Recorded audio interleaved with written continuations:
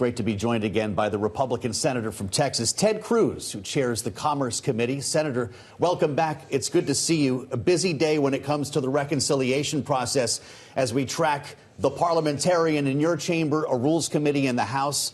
I'm just wondering broadly, what's the first thing you take out of this bill? Is it the new cap on salt, or are you more focused on enhancing what is in the bill, like making business tax cuts permanent?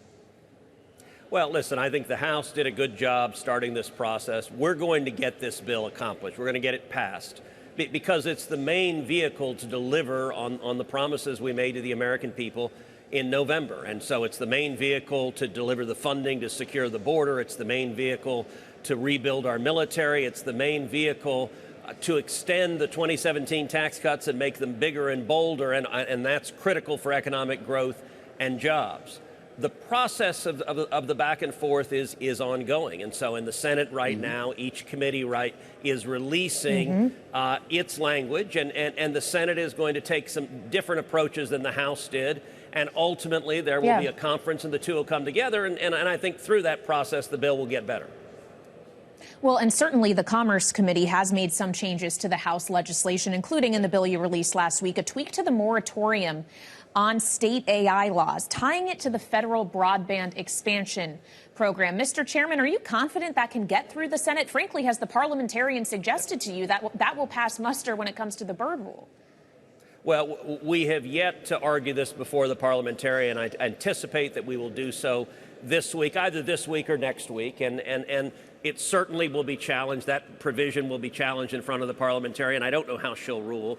Listen, I think it is very sound policy. If you look at just a few weeks ago, I chaired a hearing on AI, and I think AI is transformational technology that is going to have a massive impact on productivity and jobs across the country. And I think it is critical that America win the race to AI, that we not lose to China.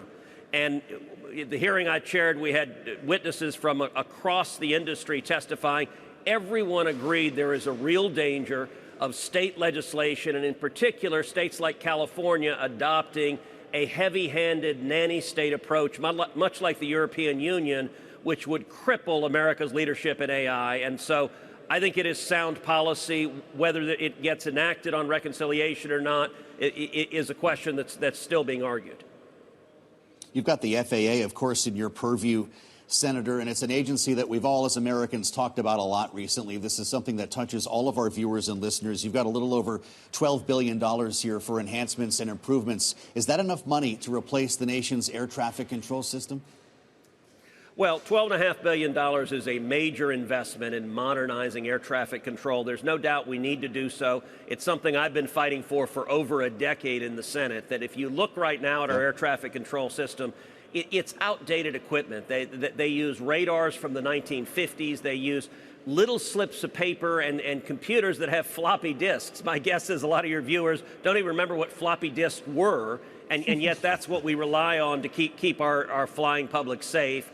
That's unacceptable. We need to embrace modern-day technology and GPS.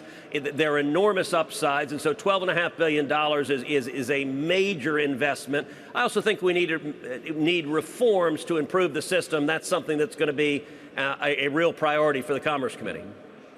I'm saving my floppies in case they become collector's items someday. Senator, I wonder if you still feel like Starlink is part of this solution, and if you've had a chance to talk with Elon Musk about it since his apparent breakup with the president. Oh, look, I think Starlink is amazing technology. And my view is that technology decisions throughout the government ought to be based on the merits. You look at, for example, the BEAD program, which Congress authorized $42 billion to provide connections to high-quality broadband. And in the entire Biden administration, they didn't connect even a single home in America. It was an absolute boondoggle and failure. President Trump's administration is rightly focused on using that money to actually have connectivity. One of the reasons the Biden administration didn't connect anyone is they decided they hated Elon Musk and hated Starlink, and so we're not going to consider that as an option. And the reality when you're talking about broadband is the right technology depends upon the right location. So in a dense urban environment, fiber makes a lot of sense. If you're out in the mountains or the middle of the wilderness with very sparse population, satellite or less expensive infrastructure solutions make a lot more sense. And so I think the government ought to make those decisions based on the technology that best meets the need.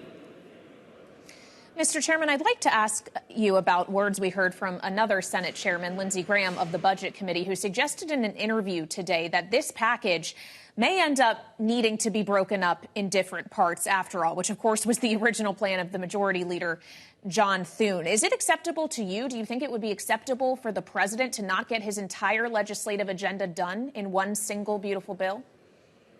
Listen, I think we're going to get it done. And early on, I advocated for doing it in two bills. I would have been certainly supportive of that. But we're going to get this bill accomplished. And the reason is I think the stakes of failure are too high. If Congress does not act, by December 31st, there's an automatic $4 trillion tax increase. That will hurt every working family in America. That will hurt every small business in America. And that's an outcome that the Democrats are quite happy with, but there's not a single Republican in the House or Senate who wants that to happen. So is it going to be complicated? Yes. Are there a million trade-offs? Yes. But we're going to get it done. And you know, look, I'll reflect back to 2017, the last big tax cut we passed under President Trump. I spent hundreds of hours in 2017 negotiating provisions in that bill. And if you look at how that bill came to pass, the House passed a good bill. It went to the Senate. The Senate made it substantially better. And then we went to conference committee, and it got better as well. My hope is the same thing happens this time. I'd like to see the Senate be bigger and bolder. I'd like to see us have more fiscal responsibility and cut unnecessary waste and fraud and abuse. And so that's certainly what I'm urging my colleagues in the Senate to do.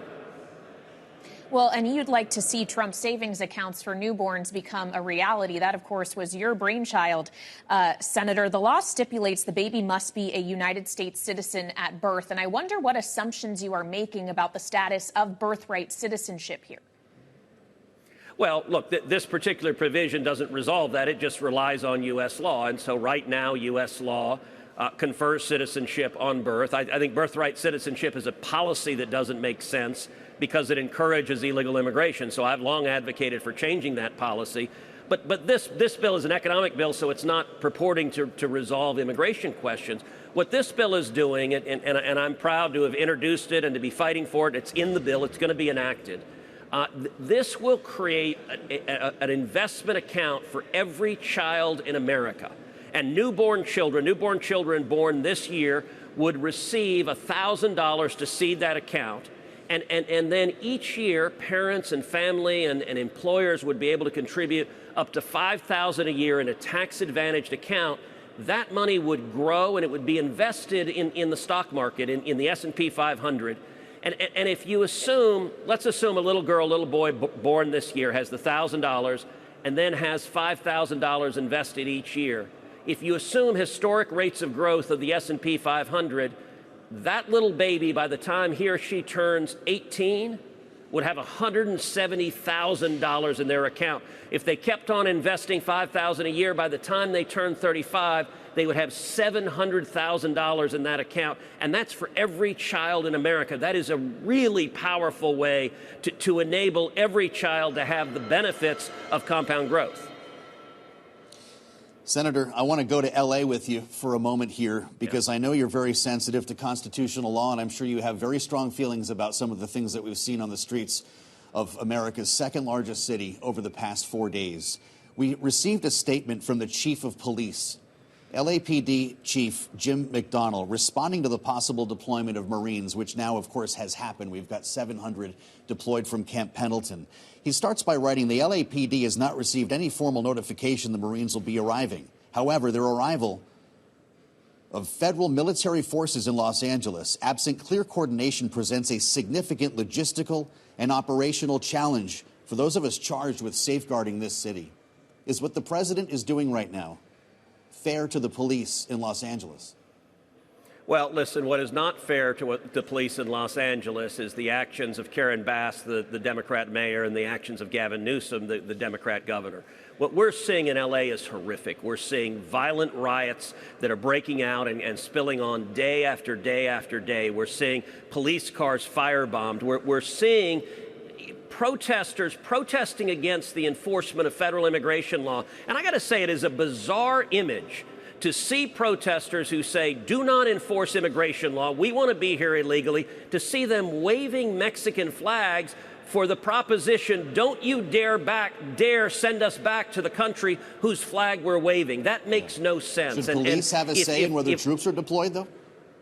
Well, look, the problem we've seen in places like L.A. is the cops, and I think I support law enforcement and the police, but unfortunately today's Democrats do not. When they are given a choice between siding with illegal immigrants or Venezuelan gang members or violent criminals or siding with the police, today's Democrats do what Gavin Newsom does, which is he's suing the Trump administration saying, do not enforce law and order, do not protect our citizens. I got to say that's backwards. I think we ought to be keeping our city safe, and that should be, regardless of the circumstances, we should be against violence. But should we be against states' rights, Senator? Is that not something you stand for? Or does this not risk setting a dangerous precedent of the federal government coming in and overtaking the will of an individual state? You know what? There's a long tradition when you have local politicians who are lawless, who are defying federal law. The federal government has the authority and has an obligation to enforce federal law. Look, you saw when you had Southern Democrat governors in the civil rights movement resist integrating schools, saying we are not going to allow African-American children in our schools. You saw President Dwight D. Eisenhower send in the National Guard and say you are going to follow federal law and you don't have the right to defy federal law. Well, the new massive resistance Democrats are now fighting against federal immigration law, and the federal government has a responsibility to keep the American people safe. And I got to say, we're seeing a replay of what happened during the Black Lives Matter and Antifa riots, where Democrat politicians prevented the police from protecting their citizens and allowed people to be murdered, allowed stores to be looted, allowed police to be assaulted. And so I'm glad President Trump is stepping forward saying we're going to keep you safe from violence on the streets. Well, when we consider what he's keeping Americans safe from, Senator, there's a difference between resistance and insurrection. And the president today did not rule out invoking the Insurrection Act. Should he? Well, look, that'll be a question that will depend on the circumstances. But I got to tell you, the problem is made worse when you have Democrat mayors and governors that refuse to enforce the law. And that's what we're seeing in California. If you break the law, if you commit acts of violence, you should be arrested. And these are lawless protests in support of further lawlessness. Why are they mad? They're mad because President Trump is deporting illegal immigrants. They're mad because he's deporting Venezuelan gang members and murderers and child rapists. And I don't get the Democrats' calculus when they look at that and say, you know what America needs? We need more MS-13 members. We need more human traffickers and criminals. I think the vast majority of Americans don't agree with that. All right, Senator, we appreciate your time. Republican Senator Ted Cruz of Texas, of course, the chair of the Senate Commerce Committee, here with us on Bloomberg TV and radio.